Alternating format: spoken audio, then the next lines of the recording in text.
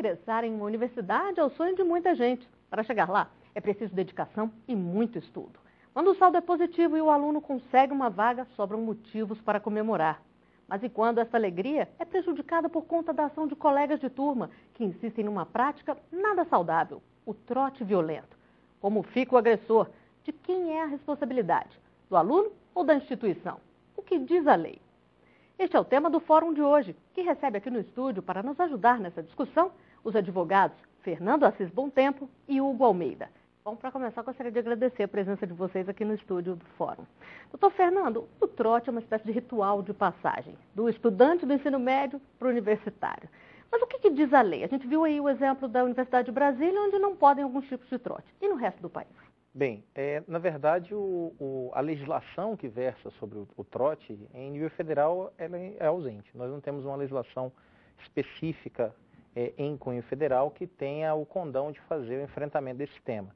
Só que, ao longo dos anos, nós já vimos noticiado incidentes tenebrosos com relação aos trotes, aos excessos praticados, que motivaram que os estados, como Rio de Janeiro, São Paulo, Rio Grande do Sul, Minas Gerais, editassem leis em seus estados para buscar exatamente inibir esse tipo de prática por parte dos universitários.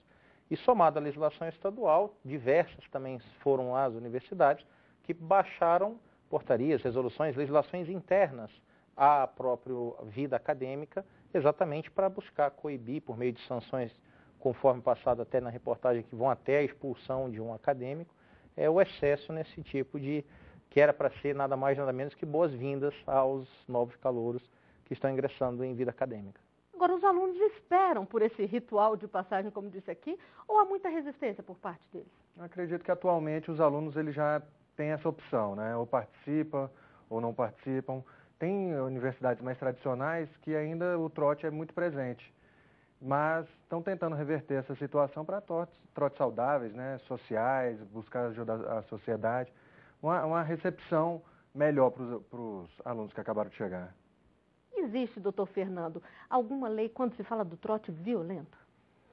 A legislação específica para tratar do tema não, mas em torno de todo o nosso sistema jurídico, nós temos diversas legislações que nós podemos já, mesmo na ausência dessa lei, fazer a aplicação. A mais marcante, creio eu, seria, com relação aos trotes violentos, a própria legislação criminal, que tipifica como sendo um crime o mero constrangimento ilegal, constranger uma pessoa em público e até as lesões corporais, raspar a cabeça, agredir fisicamente, obrigar a ingestão de bebidas alcoólicas, etc. e tal, acabam sendo hipóteses que conseguem ser tipificadas dentro do Código Penal. Na legislação civil, também há um conceito muito amplo de que todo aquele que vier a causar dano a alguém deverá ressarcir esse prejuízo, esse dano causado. E aí também, por aplicação a esta legislação, a gente já conseguiria ter uma responsabilização imediata, mesmo na ausência de uma norma geral específica. E na esfera administrativa pode ser até expulsão? Pode. A nossa Constituição ela garante que ninguém será submetido a nenhum tipo de sanção sem que haja uma previsão normativa. E aí existe a possibilidade dessa previsão normativa estar inserida dentro do contexto da universidade. Agora, essa legislação dentro da universidade, obviamente, só afeta quem já é universitário. Então, obviamente, vai sancionar aqueles que já fazem parte do corpo discente e nos termos que ali estiverem estabelecidos. Respeitado sempre a ampla defesa, contraditório, tem que se formar um inquérito, uma apuração dos fatos internamente para se chegar à conclusão da pena a ser aplicada nos termos da legislação interna. Doutor Hugo, e o que um aluno que se sente constrangido ou até é violentado, sofre algum tipo de violência durante um trote, o que ele deve fazer? Na esfera criminal, ele deve procurar a autoridade policial, né? Registrar o boletim de ocorrência, que aí vai ser tomadas as medidas cabíveis para cada tipo de crime. Agora, a gente sabe que é dever das universidades, das instituições de ensino, coibir esse tipo de trote que vai além do simples ritual de passagem. A universidade também pode ser responsabilizada, o aluno pode entrar na justiça contra ela, caso ela não tome as providências? O Código de Defesa do Consumidor garante que qualquer estabelecimento deve preservar a sua saúde. Então, se a universidade entra num ponto complicado, porque se a universidade não teve o conhecimento, não teve ciência de que aquele trote ia acontecer, não teve como prevenir, ou impedir. Então ela fica de mãos amarradas nessa situação. Mas se ela teve o mínimo de oportunidade para que aquela violência não fosse causada, ela deve sim ser responsabilizada. E se algum funcionário, por exemplo, doutor Fernando, participa de um ritual desse que humilha o aluno, ele também pode ser penalizado e até perder o emprego? Pode, e a responsabilidade dele é direta. Se houver participação de qualquer tipo de funcionário, vai tanto a ele quanto à própria universidade. É interessante quanto a esse ponto que nos estados onde já se criaram legislações para coibir a existência do trote violento, acabou havendo uma obrigatoriedade da universidade que é muito interessante, que não é apenas aquela de não permitir que não aconteça, mas de ter dentro do seu programa interno atividades que venham a incentivar os trotes solidários, que venham a desincentivar os trotes violentos, a transformar esse ritual de passagem em algo que seja de fato produtivo, construtivo, que venha a inserir na maior parte das vezes, né, esse novo universitário, esse novo adulto, né, a uma seara acadêmica que venha contribuir para o crescimento do país. Essas legislações são mais proativas nesse sentido, que é um ganho muito grande para todos. Agora, o senhor falou aqui do trote solidário, a gente mostrou na reportagem também. Mas vamos explicar melhor um pouquinho como é que funciona isso. Bem, o trote solidário, eu particularmente até quando ingressei na faculdade tive o prazer de ser troteado desta forma, né?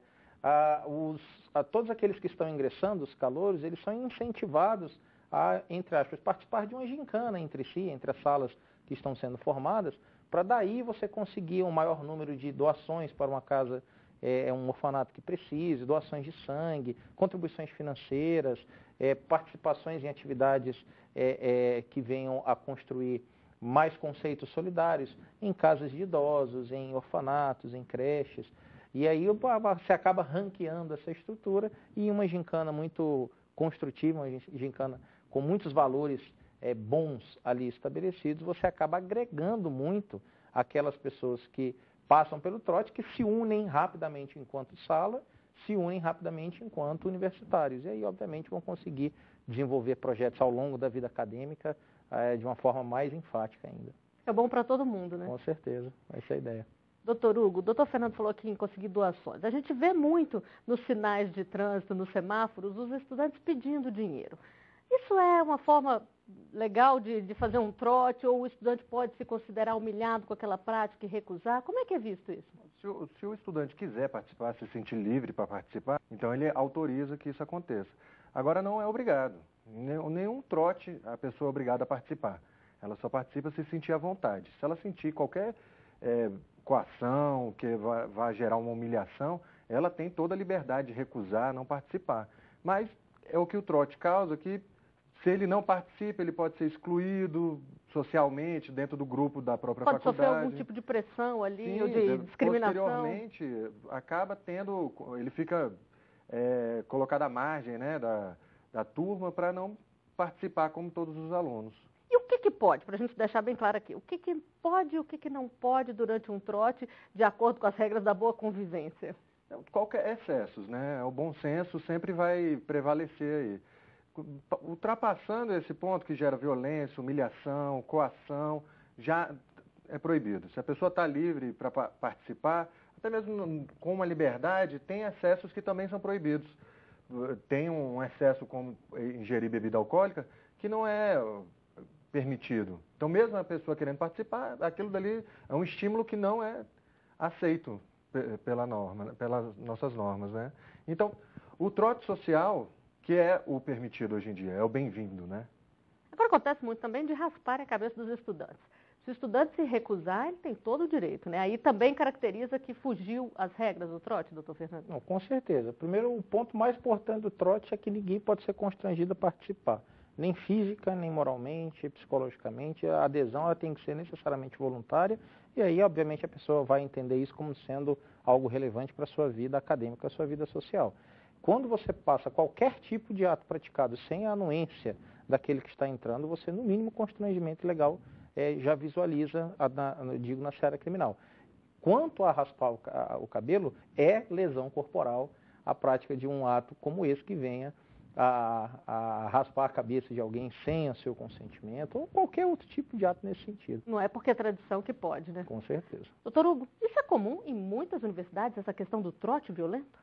Sim, as mais tradicionais, né, as mais antigas, ainda trazem esse trote e ele chega no ponto da violência, né? Lógico que o trote violento, que gera a morte, o estupro, nada disso é aceito por nem os próprios alunos, ninguém concorda com essa prática. Mas ainda hoje isso acontece nas universidades. E o que pode ser feito? O que tem sido feito? Algumas têm buscado as próprias legislações, os próprios regulamentos.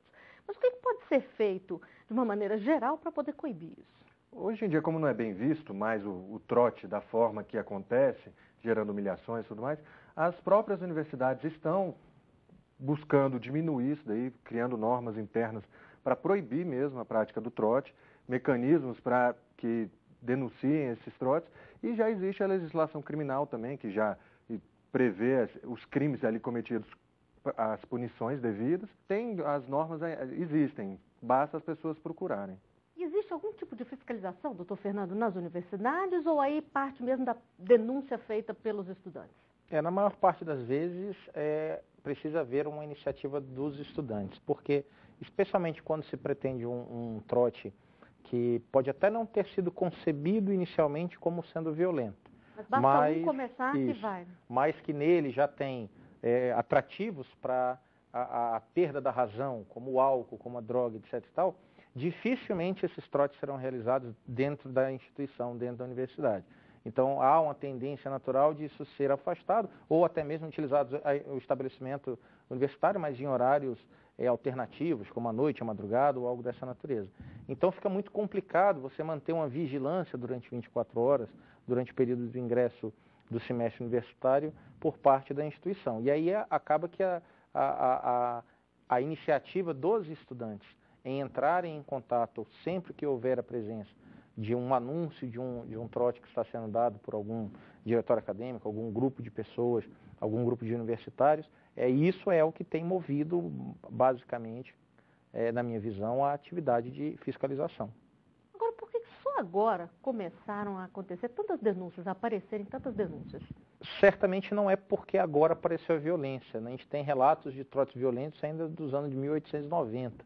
Mas especialmente, acredito eu, hoje nós temos um acesso muito maior às informações. Hoje qualquer pessoa tem um celular que grava, que filma, e isso já imediatamente pode ser postado. E aí acaba que este fato, que é um fato antigo e deplorável, sempre o foi, se torna mais visível, mais alcançável para quem não faz parte disso. E isso acaba movimentando com uma ênfase maior a análise com relação a esse fato. Agora o doutor Fernando falou aqui das mídias sociais. Então, às vezes a gente vê realmente vídeos, fotos de situações constrangedoras e até de crimes durante esses trotes. Uma pessoa que não participou daquilo ali, mas que viu, que teve o acesso àquela imagem, ela também pode denunciar e pode pedir uma ação? Pedir a ação vai depender do tipo da situação de cada trote ali praticado. Mas ela pode sim levar ao conhecimento das autoridades para que tome as providências. Na mão da autoridade, ela vai saber se pode ser uma ação civil pública, que depende de quem vai ser o denunciante aí no caso, ou se for uma lesão praticada sobre aquela própria pessoa, só ela que poderá mover a ação cabível, a punição devida. Doutor Fernando, agora a gente falou aqui no início sobre casos dramáticos e violentos, inclusive os estupros que aconteceram com estudantes da USP. Até que ponto a questão do sexo entra nesses trotes? Porque, por exemplo, o estupro é um caso muito grave, mas e o assédio? Até que ponto, o que pode e o que não pode durante um trote desse, o que se caracteriza um crime? Qualquer situação que venha a ser praticada sem a anuência, e a anuência é real, a anuência é consentida. Na maior parte, por vezes, que a gente fala do estupro, a gente não tem que imaginar só aquela cena da agressão física, alguém segurando para ter conjunção carnal, não. O simples fato de você deixar uma pessoa embriagada ao ponto dela perder o sentido e não ter sequer forças físicas para reagir, isso também caracteriza lá o estupro de vulnerável. Então, na maior parte das vezes, inclusive, é assim que nos trotes acontece. O que, creio eu, que a gente deve sempre levar em consideração são os valores básicos, né, da anuência por parte de quem está participando e, necessariamente, o respeito à individualidade tanto do calouro quanto do universitário que está recebendo ele.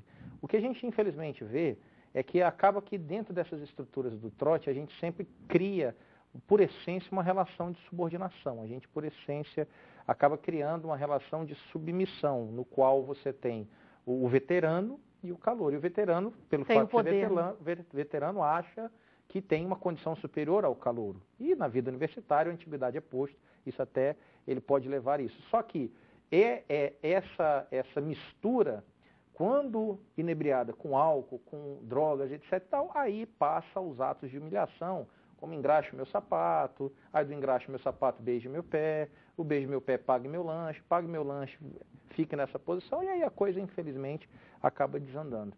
Então, a pessoa que eventualmente está ingressando em um meio universitário, ela necessariamente ter a sabedoria. Participar do trote é algo saudável, desde que o trote assim o seja. O que a gente precisa necessariamente é onde vai ser esse trote? Quem está participando?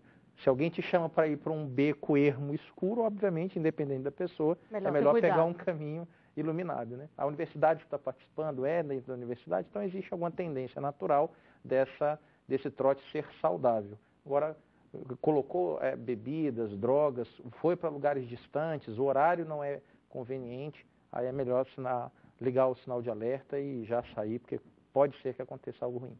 Doutor Hugo, a gente está falando aqui do trote em combinação com álcool e drogas. O consumo dessas substâncias dentro da universidade, como que é visto? É proibido? É permitido o consumo de álcool, por exemplo?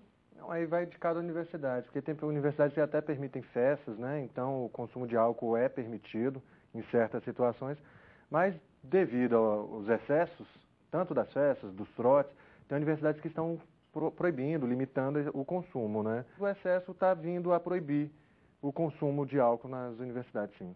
Agora, em Ouro Preto, que a gente citou aqui na abertura do segundo bloco do programa, as repúblicas são de propriedade da universidade. Como é que fica nesse caso? O que acontece dentro da república passa a ser responsabilidade da universidade também?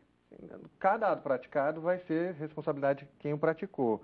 Se a universidade tiver ciência do que está acontecendo e não tomar nenhuma providência, certamente será responsabilizada. Doutor Fernando, agora recentemente um aluno que foi vítima de um trote violento na Universidade de Medicina de São José do Rio Preto pediu transferência para a Universidade de Minas Gerais. Como é que fica nesses casos? A universidade é obrigada a dar essa transferência, a outra universidade é obrigada a recebê-la? Legislação federal que versa sobre o tema, infelizmente, mais uma vez não existe. tem. Aí nós vamos ficar nas mãos do bom senso, da razoabilidade e da diplomacia que exista entre as instituições. Embora, obviamente, é coisa dos mais sensatas a se pensar, a depender do nível de constrangimento, nível de exposição, que, de fato, a solução identificada seja exclusivamente a retirada daquele indivíduo de lá para que ele não conviva diariamente, né, o constrangimento com as pessoas que viram ele em determinada situação, em determinada desvantagem. É razoável que o aconteça, mas a falta de uma legislação federal nos prejudica em dar uma resposta, ele tem direito à transferência. Aí depende da boa vontade, então, das instituições. E dos seus regramentos internos, né? O regimento interno, a norma interna com a convenção que rege a universidade, ela é o que vai determinar o que pode ou não pode ser feito. Doutor Hugo, dá para saber se isso é prática mais frequente em universidades públicas ou particulares ou acontece em todas as instituições? Pelo que a gente vê, sempre acontece mais em universidade pública. As particulares que acontecem são as mais tradicionais, as mais antigas, que mantêm ainda essa tradição. As mais recentes nem se ouve falar em trote. O trote que está acontecendo hoje em dia nas particulares mais recentes é o trote solidário, né? E dá para saber de onde veio essa tradição do trote? Tem muitas histórias, né? Chega a falar que é um rito de passagem que se utilizava antigamente para marcar a travessia de uma etapa, quando ele vira um adulto, quando ele vai alcançar um objetivo, quando ele vai casar. Então, trouxeram essa situação. Tem diversas situações, assim, por exemplo, até mesmo a hierarquia, estabelecer o grau hierárquico dentro da universidade. O veterano vai ter uma superioridade, então ele humilha quem chegou agora para poder o colocar num nível mais baixo. Doutor Fernando, agora algumas universidades estão adotando o Disque Trote. Como é que isso funciona e de que forma que ele ajuda? É um mecanismo utilizado pela universidade para fazer que chegue aos órgãos de controle, aos órgãos de fiscalização interno, as informações relacionadas aos trotes que ocasionalmente estejam ocorrendo fora dos olhos das universidades. Não se tem dúvida de que todas as universidades, ao começo do semestre, acendem todos os alertas necessários para estarem atentos ao que anda acontecendo no corredor e o que pode sinalizar um evento que ocorra fora do contexto da razoabilidade, daquilo que se pretende, das boas-vindas ao calouro. Quando sai dessa realidade, o Disque Trote surge exatamente para que a universidade possa, se dentro da sua região tomar as iniciativas necessárias já para coibir, ou se não até acionar as autoridades competentes, como a Polícia Militar ou até mesmo a Polícia Civil, se for o caso. Bom, para encerrar, gostaria de saber de vocês o que precisa mudar para que o trote seja realmente só um ritual de passagem, como o Dr. Hugo disse aqui, e não um exemplo dramático, um episódio que vai ficar marcado de forma negativa na vida dos estudantes. Dr. Hugo. Como o colega tinha falado, já existe, né, o projeto de lei, falta aprovação para a gente ter uma base, né, uma orientação, uma lei federal que vai refletir em todas as universidades, faculdades, estabelecimentos de ensino, para que defina o que é crime, o que merece punição, qual é a punição cabível em cada situação. Eu acredito que falta mesmo uma punição que evita que isso aconteça. Conscientização também, educação, que já está diminuindo justamente por conta dessas informações que a gente está recebendo. E para o senhor, doutor Fernando? A conscientização eu acho um fator determinante, né? Não há de se crer que nós estamos falando de um público universitário, nós estamos falando de um público que faz parte de 3% da população do país, que tem acesso ao estudo, tem acesso à cultura, tem acesso à educação, e que com certeza é absolutamente incompatível com os atos que são praticados. Então, acredito que a conscientização é o mecanismo mais eficiente que nós temos e daí a importância de programas abordando o tema como este, as divulgações nas universidades, o envolvimento da sociedade civil para abraçar aquilo que é solidário, festejar o trote solidário e, ao mesmo tempo, também afastar cada vez mais esses trotes que acompanham atos de violência e humilhação. Bom, muitíssimo obrigada pela presença de vocês aqui, pelos esclarecimentos. Nós estamos chegando ao final do programa de hoje. Eu conversei com os advogados Fernando Assis Bom Tempo e Hugo Almeida.